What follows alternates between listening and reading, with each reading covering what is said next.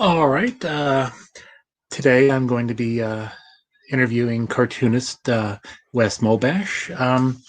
I forget how I became aware of him, but back in 2016, he did a Kickstarter for one of his uh, projects, Molebashed, which was basically a webcomic about his becoming a father. And at the same time, my wife was pregnant with our son, and so I easily identified with that. So, and I've always had it in the back of my mind that I'd like to talk to him. And finally, I decided to reach out. So he's here with us. So let's bring him in. Hey, how's it Hello. going? I'm pretty good, man. So tell us a little bit about yourself. How did you get into comics? But do you remember the first one that you read as a kid, or Uh, I know the first one I fell in love with, and it's probably a cliche answer, but it was Calvin and Hobbes. okay? No, that's The- that works. yeah, I remember still is, there's a candy shop in my hometown, and they made these chocolate covered peanuts, and they're delicious. And one birthday, I was probably, I don't know, 12. My mom got me a bag of the chocolate covered peanuts, and I had the indispensable Calvin and Hobbes treasury. I Mhm. remember staying up late in the evenings, eating in my bed that night when I was supposed to be asleep, eating chocolate covered peanuts and reading Calvin and Hobbes. Those are some sweet memories. Was it just like the newspaper are into, or do you read other comics or? Yeah, I read, well, I go through phases, spits and spurts. So I've been, reading a lot of graphic novels. And then last year, I got pretty heavy into collecting comic books again, and then had to kind of stop myself. I was spending too much money. It's funny, when I was a kid, like in junior high You're preaching to the school. choir. Yeah, right. When I was in junior high, when I was really collecting like hardcore, I would just scrape all my allowance together and maybe be able to get a book or two, you know, every other week. And now I'm adult with some disposable income, and I'd come home with $40 worth of comic books every week, and my wife's like, "What are you doing?" I was like, "Yeah, this is getting a little out of hand." So I had to slow down. But I was really, when Has I she been ended, I talking was. to my wife? They do. They have a secret network where they find out their husbands are spending too much money on comic books. But I was really enjoying Spider-Man and Batman. Those are my two faves. Hmm. Well, like I said, I remember it was 2016 that you did your. I guess it was your first Kickstarter for Molebashed. Yeah, Is that the only one you've done so far? it's the Or? only one I've done. Yeah, Yeah. but yeah, that's a was a fun project, and very proud of how it came out. And it was very affirming. I think when you do a campaign like that, there's always, well, I put it off for years and years and years, and felt like I had to play that card right. And then you start Hmm. seeing there's guys that's like, they used to do Kickstarters every year, and they're making books every year. And so I kind of got the courage to do my own campaign, make the book the way I want to make it. And yeah, it's been awesome. And like you heard me say, at the same time I found out about it, my wife was pregnant with our son, so Mhm. it was like kind of reading, and it was kind of preparing me for the Well, good. eventual madness. I hope it helped. Well, there was nothing in there about being stuck with a 3.5-year-old in a house for 4 straight months. Yeah, right. Only we had known. There's like 3 volumes for you right there. No doubt. So uh, when did you start drawing your own stuff? What I know you was it the Calvin Hobbes that kind of gave that bug to try to do it yourself? Well, if we're going clear back, when I was a kid, I've always enjoyed drawing very much. I fell in love with cartoons on TV. I don't know if you remember the USA Cartoon Express back in the day. Oh, They had yeah. all these Hanna-Barbera cartoons, man, just tons of Hanna-Barbera. Mm-hmm. And just fell in love with all. I used to, have my sketch pad out and I would draw while watching the cartoons. And I was 9 years old when I found out that drawing cartoons, animating them was a job. And that blew my mind because my dad worked at the local paper plant here in our town, and he always come home dirty and miserable and not miserable like he's hated his life or anything, but it was hard work. And I just always assumed that's what work was, no fun. But then you see like, oh my gosh, these guys are doing for a living what I would love to do. So that's when I kind of fell in love with it. And I wanted to learn everything about animation. And then somewhere in my middle school years, I discovered Calvin Hobbes and started really trying to learn more about making comic strips. But at the same time was kind of holding on to this dream of being an animator for Disney. But my dad was the one who said, if you work for Disney, everything you make will have the Disney name on it and you'll just be a footnote at the end of the movie. Whereas if you have a comic strip, you're calling the shots on the whole thing and your name is on it. And that really appealed to me. And so then I started trying to figure out how to make a living as a newspaper comic, but my timing was not good because by the time I graduated high school, it was 1999 and internet was taking off and newspapers were starting their slow death. So I've had to make a lot of adjustments to that dream, but that's kind of the trajectory of what got me to webcomics was, not being able to find a syndicate. Newspaper syndicates weren't signing anybody. And when they did want to sign you, they want to sign you some horrible online contract. And I was like, let's just do this on my own. So I pitched a comic book company and Viper Comics signed me. So let's talk a little bit about that. What have you done for Viper Comics? I'm looking at your published works. I see that you have at least you have a volume of you'll have that. You have 2 volumes of that one, and then the Dead of 17 Rough Cut Volume 3. You want to talk a little bit about those? Sure. I don't even know if Viper's around anymore, but they were a small indie publisher out of Texas, and Dead at 17 was like their baby. That was their Josh Howard, who's a good egg. Should interview him sometime. He had that was a super popular series, and I got to write his coattails a little bit, and they invited me to. Well, I pitched to them because they were looking for a webcomic, and they liked it. And they started publishing on their website. We published a couple book collections, and a little floppy comic collection. And I kind of consider that my college. That was my education, because I got to experience how a comic book company worked and had to learn Photoshop. Had to do that. That was a crash course in that, and learn how to make things print ready. And got to go to conventions and do all that fun stuff too. And so, yeah, that was a lot. That was a fun season. So, what was well? Let's just talk, if you don't mind. What was Sasquatch? I'm thinking it's probably about a Sasquatch. It was an anthology, and okay, it was right around the time Flight. Remember, the Flight anthologies.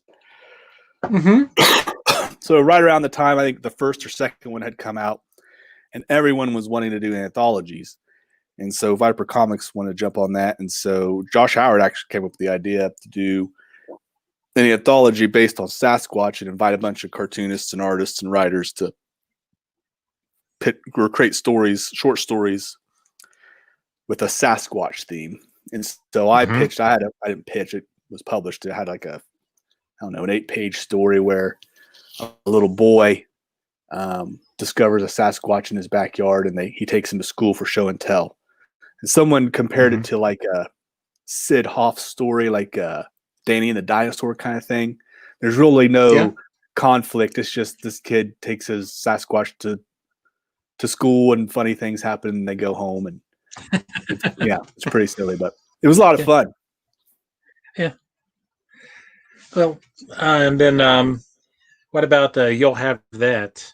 Yeah. So that was another slice of life comic strip, kind of like Molebashed, just about a young married couple. So, and it ran that's probably my longest running web comic. It ran for 4 years, and it was fun. So like Molebashed, was it kind of based on your experiences? Or? Yeah, but it was not as autobiographical. Right. It was. I changed a lot of the names on that to protect the innocent, but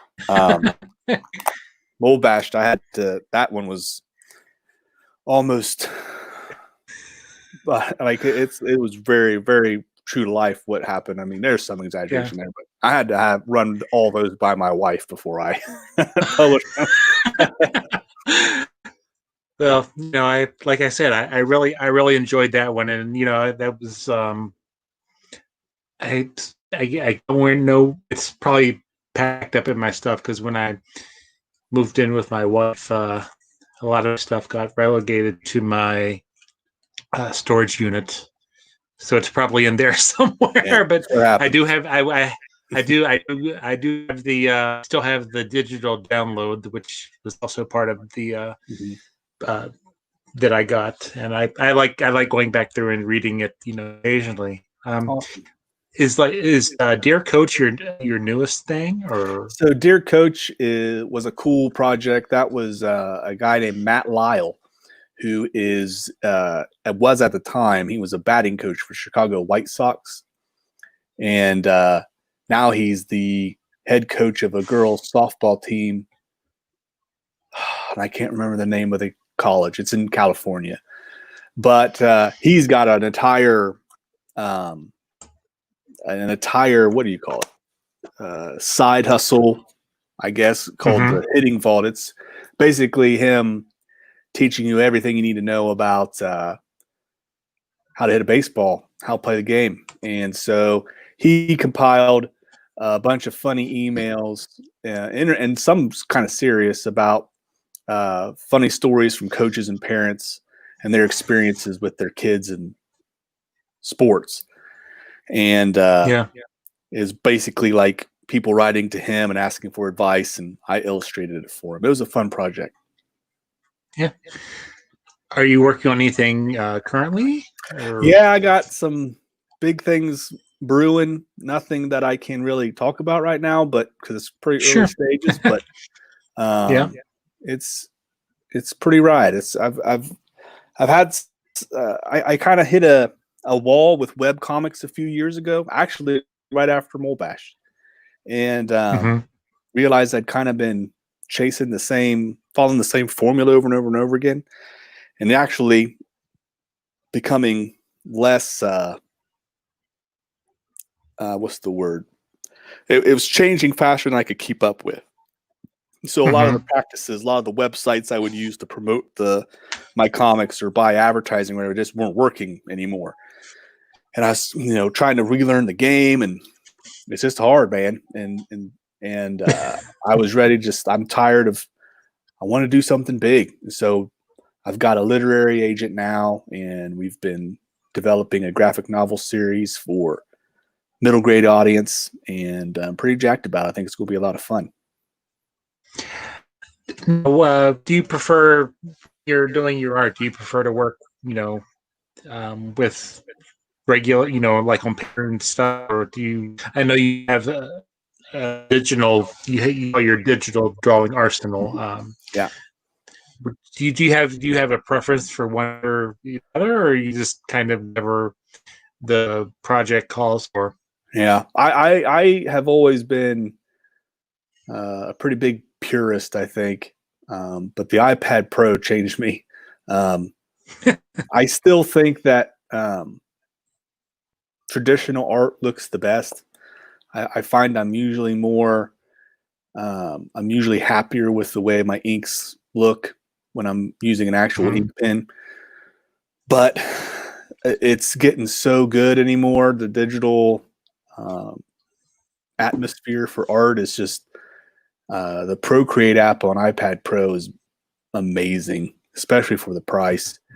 And I've been having a blast drawing it. In fact, my entire, everything I've been doing now has been on the iPad. I've been drawing almost exclusively on it.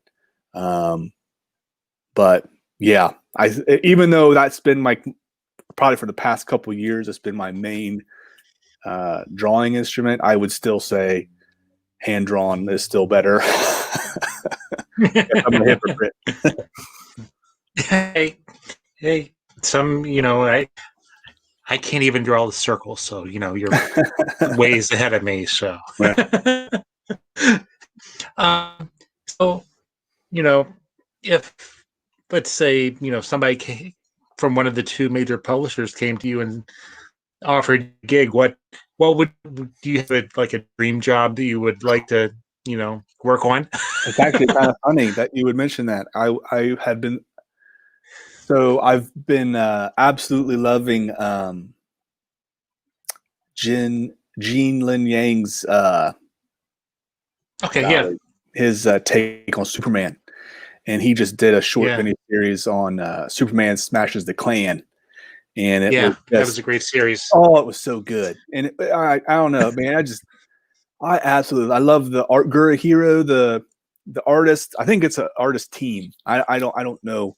They're kind of mysterious, but their art is fantastic. And it's got this wholesome feel to it. I loved it. And I would love to do something like that with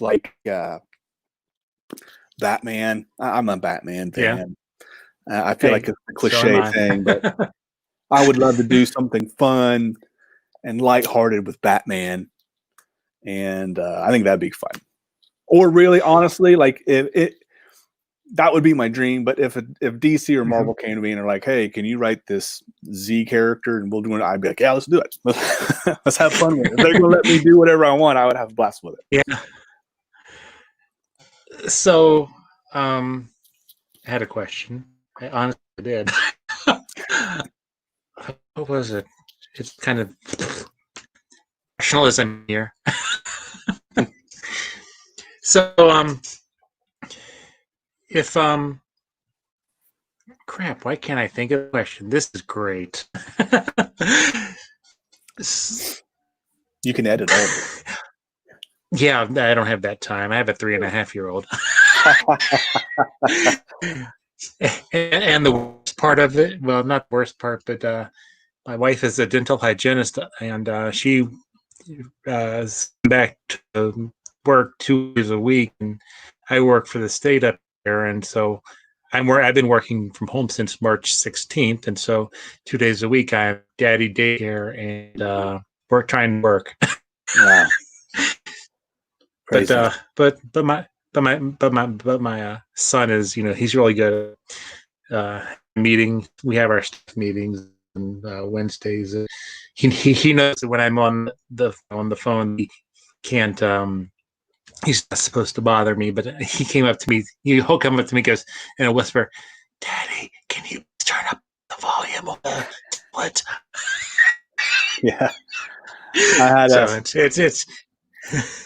had a phone meeting yesterday, and the boys were here. I have 2 boys now, and the oldest, Parker, he comes up to me, and I had told him right before I went, I was like, "I'm getting ready to go on this call. You guys just be cool. I don't think it's going to last very long." And as soon as I sit down, as soon as the call starts, Parker comes in. He's like, "Dad, hey." He's playing Zelda on the Switch. "Daddy, I found a Hennix." And I'm like, I'm talking on. That's great. I'm excited. Well, I was kind of worried, not really worried, but he was watching. I forget what I was watching on Netflix. I don't know, it was something, and I did have my mute on my phone on. I was like, they're going to say something. they're going to ask me why I'm watching Dino Trucks or something. Because I want to watch Dino Trucks during the staff meeting. Great. These are great characters.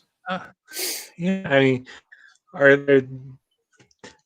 I mean, I think one thing that really drew me to the project that you had on Kickstarter is your art style. It's kind of cartoony, but it's also not totally cartoony, and it's just it's a really clean style. Thank you. Are there any artists that you kind of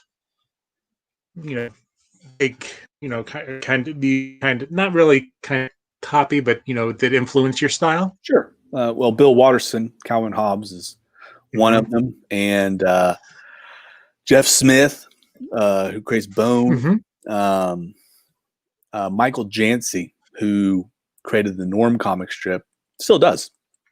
I absolutely love.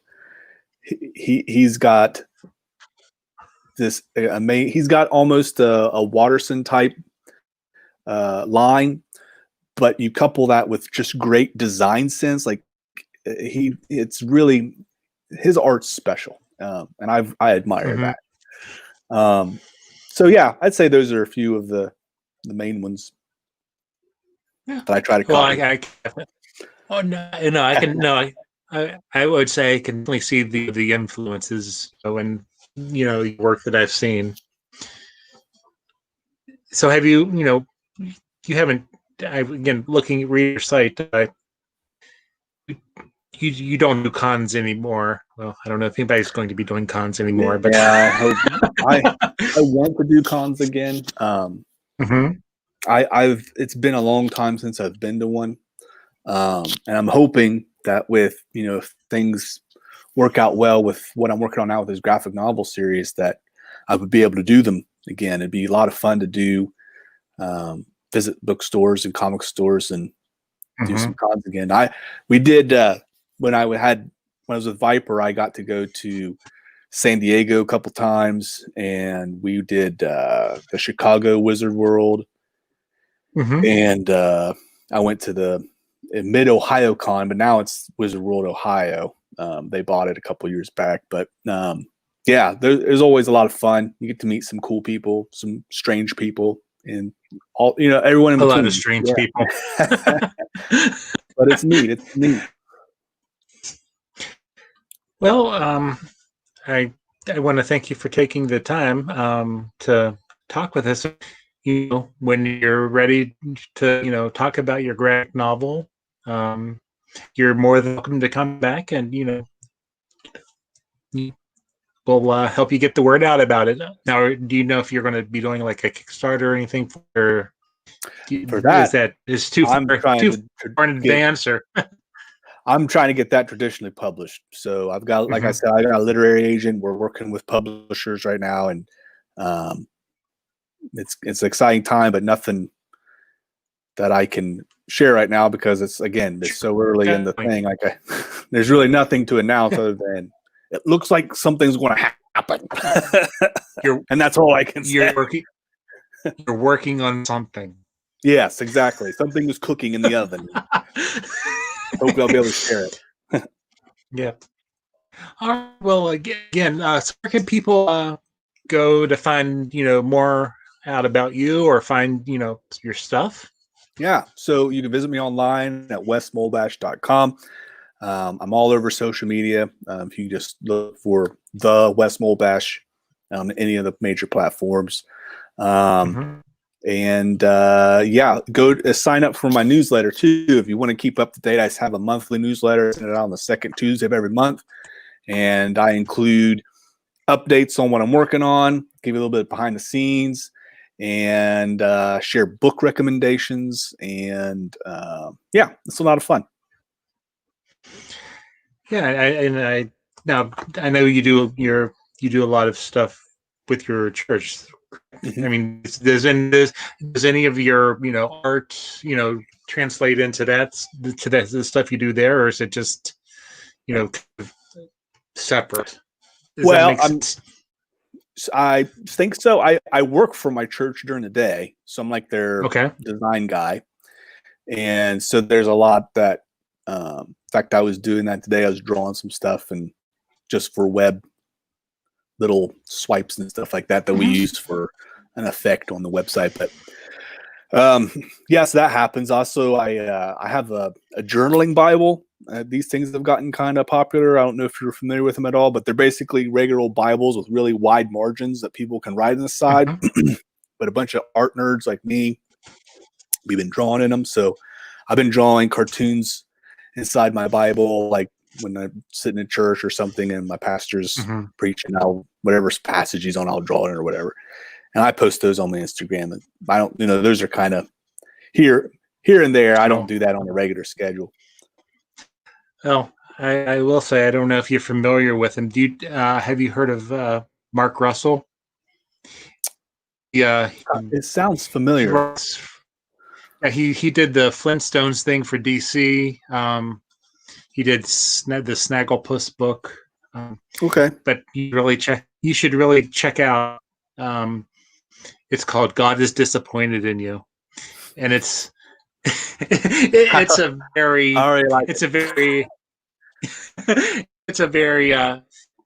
funny a very basic interpretation of the Bible without all the other stuff that some people tend to add to it.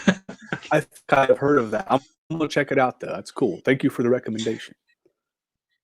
And also, he also has a series of Ahoy Comics called Second Coming. It's where Jesus comes back and is mentored by the Superman archetype of the universe. I have heard of that. Yes, he's involved with that.